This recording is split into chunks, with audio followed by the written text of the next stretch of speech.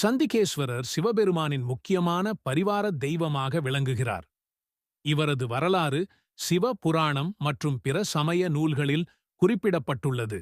தென்னிந்தியாவின் திருமயிலாப்பூரில் சில கதைகளில் திருச்செங்கோடு என்றும் கூறப்படுகிறது. விஸ்வகர்மாவின் குலத்துவந்த ஆனந்தன் என்பவருக்கு விஷ்ணுபாகு என்ற ஒரு மகன் பிறந்தான். விஷ்ணுபாகு சிறிய வயதிலிருந்தே சிவபக்தி மிகுந்தவனாக இருந்தான். ஒருநாள் சிறுவனாக இருந்த விஷ்ணுபாகு வயலில் மாடுகளை மேய்த்துக் கொண்டிருந்தபோது அவற்றின் பசும்பால் எடுத்து லிங்கத்தின் மீது ஊற்றி சிவலிங்கத்தை வழிபட்டான். இது அவனது பெற்றோர்களின் கோபத்தை ஏற்படுத்தியது. அவன் பெற்றோர் இது வீணாகும் என்று சொல்லி தடுத்தனர்.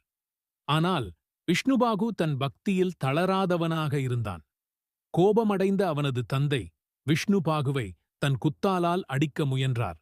ஆனால் அந்த குத்தாளம் அவனுக்கு மேல் பட்டுவிடாமல் கீழே விழுந்துவிட்டது.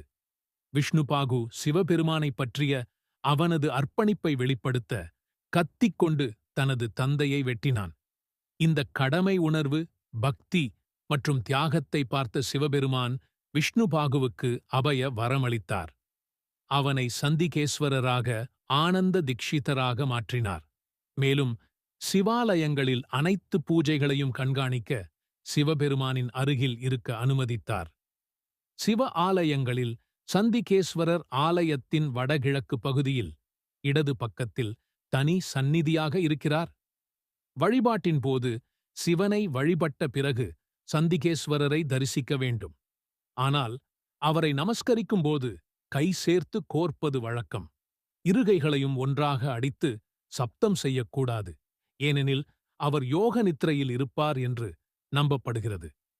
சந்திகேஸ்வரர் பக்தர்களின் பிரார்த்தனைகளை சிவனிடம் கொண்டு செல்வதாகவும் அவற்றை நிறைவேற்ற உதவுவதாகவும் கருதப்படுகின்றன.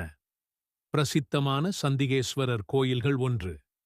திருவானைக்கா, ஜம்புகேஸ்வரம், திருவையாறு, திருப்பரங்குன்றம். இந்த வீடியோ உங்களுக்கு பிடிச்சிருந்தா லைக் அண்ட் ஷேர் பண்ணுங்க.